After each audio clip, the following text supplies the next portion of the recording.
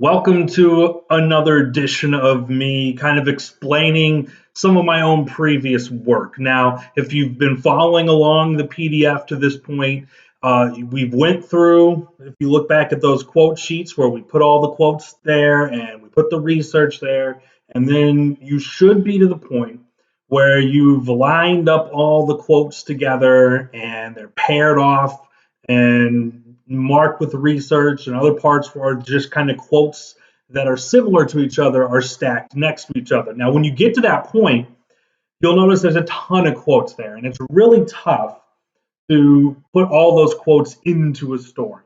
And this is even for writing. Today we're going to show a broadcast example, but writing works the exact same way in this one particular instance, that you can't use every single quote. You have to narrow it down, look for quotes that really hit hard. Now, the grouping and pairing, what that does is allows you to see where you have the most information. And places where you have the most information are typically going to be the real strong points of your story. So that's where you're really looking for those quotes. Now, I've done all of that work to this point, and we're going to watch this final product of the story, and I'm going to stop it at certain points to kind of explain why I used particular quotes, how my decision-making process worked in those situations to try and help you when you're deciding what quotes should I be using. So let's go ahead and get this started. Coaches like to talk about sports teaching their athletes life lessons. At Vanderbilt, it's the student managers teaching that topic.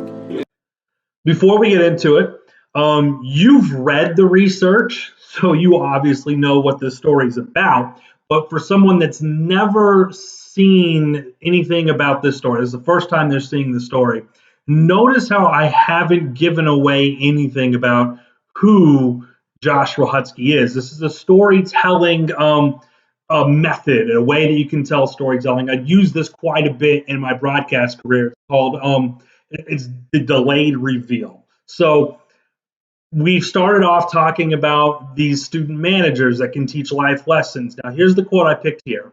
Let me just back it up just a hair. Teaching that topic. It would be tough to ever complain about anything that you would have physically with Josh in our locker room, in our classroom, in our environment. It's been a blessing to have those two.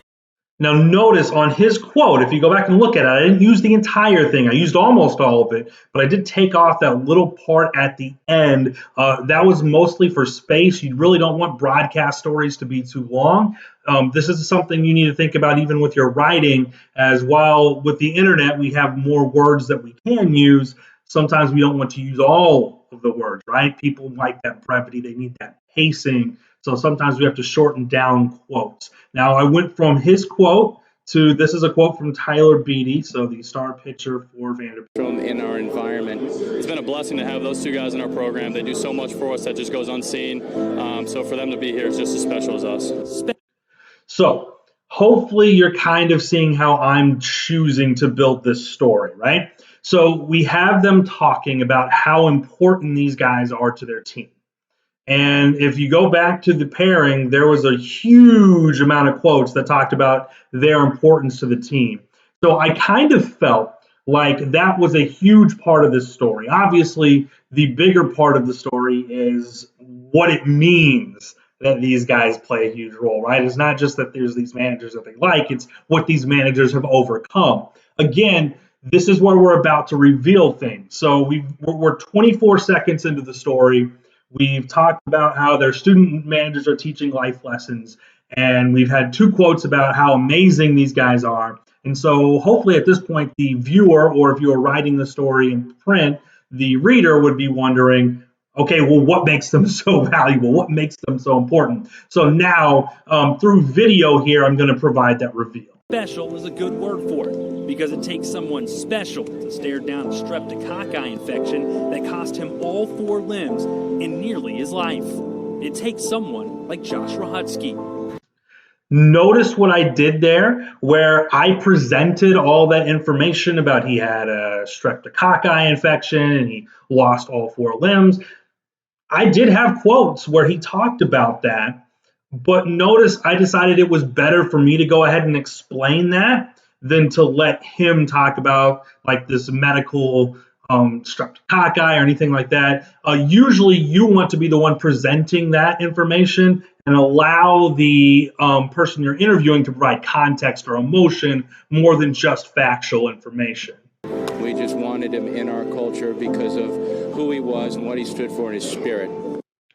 Notice that is we're still kind of building up Josh. We've revealed. Now I went back to another quote that was from a former pairing, right? That pairing about how important they are. I used another quote from there. That's how important I thought those quotes were. That one is for the emotional impact, where we're talking about how, man, he's going through this and we just really want him in our locker room. And I wanted the person to reading this or the person watching this to really get that sense of, wow, this is someone that we really want. Rohutsky didn't flinch.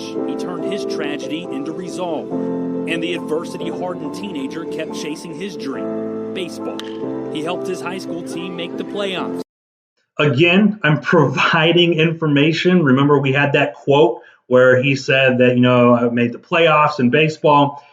I'm not using that quote. I'm just saying this is what he's done. Again, a lot of factual information, you will want to be the one to lay that out. And then you're using that factual information to then bridge to their quotes. And then turned his eyes to his next step. I still want to be a part of a college team, even though I wasn't going to be playing. His 10th grade year, when he first wrote me the note, we recruited him. We recruited him as if he was Tyler Beatty. Basically, I kind of told my story, some of the accomplishments I had, why I wanted to be part of this program, how I could help him, and fortunately he gave me that opportunity, and here I am today. Now there, we string a bunch of quotes together. Notice that I didn't use one long quote because anytime someone sees like a really long chunk of text, they won't want to read it. So that's why you want to avoid long quotes in writing. In video, the same thing applies. You don't want to hear just from one person for like 40 seconds, 30 seconds. That gets boring. People lose interest. So I broke it up as I kind of changed their quotes and made them kind of talk back and forth to each other just a little bit there. And that, even just that little bit of separation provides the listener or provides the reader or the person viewing it with just a little bit of something to break up the longness of a quote. But I thought those quotes are very important to talk about his recruiting process because it was so interesting how that came about. And I thought that was important for his story that we get a sense of how did he come to be at Vanderbilt, right? How did this quadriplegic become someone that is now part of this Vanderbilt team? And I wanted to show some of the video, obviously, of him playing high school because it's just a really good visual. Rohutsky didn't give up, and neither did fellow student manager Mike Portu. Well, right when I was born. Now, this is sometimes where you have to, in broadcast, do things a little differently. If we were writing a story, at this point, I probably spend a little bit more time talking about Mike Portu. We provide a little more background on him, and we then provide his quotes, and I probably don't use his quotes about what happened to him. I probably lay that out and allow emotion to happen here. In broadcast, we have a finite amount of time, so I needed to tell his story, and I needed to get him on camera quickly. So rather than me presenting the facts, I allow him to present the facts in a quote to move the story along and get him on camera. One of the valves that took all the blood from my heart to my lungs, it wouldn't open. So I had a couple surgeries right after I was born within my first month of life just to try and open that. Took a couple tries, but eventually they got it open. Then I was fine for 19 years after that, and right after high school they decided, all right, it's time to do another one. Again, that is something that I would probably try to write myself in a traditional writing sense. But because of the way this story was flowing, I wanted to include him in the story.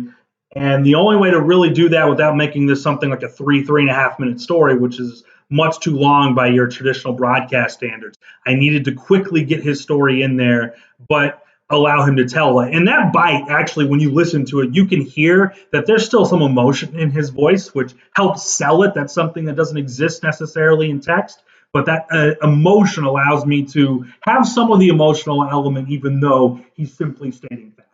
Portu survived 4 heart surgeries to find his way to Vanderbilt. Together, the two managers have stared down the Grim Reaper's advances and helped the Commodores realize what it takes to overcome long odds and advance in their season. It's just to be able to be with them every day and see the smile on their faces and the positivity they bring. It's just, I mean, it will make your day a whole lot better just being around them. That's such a good quote. Now, that is actually something I had grouped with the quotes earlier on about how important they are to the team.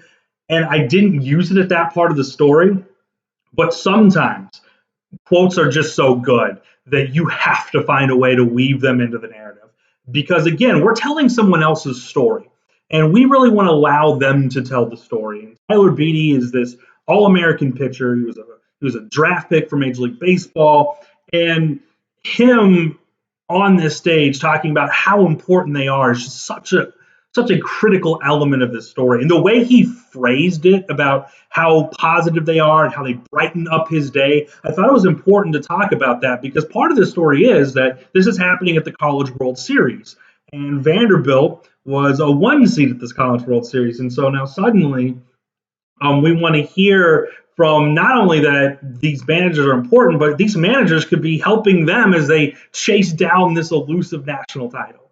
A mosaic of heartbreak has forged hearts that can't be broken, wills that can't be bent, and no goals that can't be reached. It's something that I always dreamed of, and so to be here today, it means a lot. I always love when people talk about what they've dreamed of. And I think those are important quotes in any type of story, especially when this is a story about someone that is getting to live out their dream in a sort of way. That's really the point of the story is this kid and his fellow manager have went through all of this to approximate what probably was their childhood dream of actually playing college baseball. But they've got about as close to this pinnacle as they could get through their limitations. And it's really a story of triumph. And so I wanted to the last quote we hear from is from Rahutsky. And it is him telling us that this is the dream, right? He's here. He's accomplishing his dream. He's living out his dream. And so that was an important point for us to try to end the story where that important quote is and something that kind of tells the whole story within that one quote. Vanderbilt's wins and losses on the field will ultimately determine if they bring home a title. But in the Commodores' dugout, the only thing that exists are wins. So that just kind of wraps up the story. I'm always trying to come up with some kind of clever way to end it, trying to tie back in to what we've just heard about.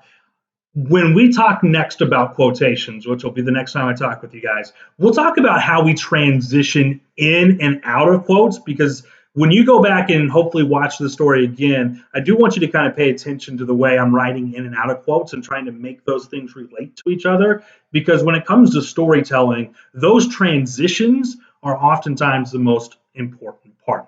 Hopefully this has helped you in your journey to kind of figure out what are good quotes and how do I pull out good quotes from a story and help them tell the story as well.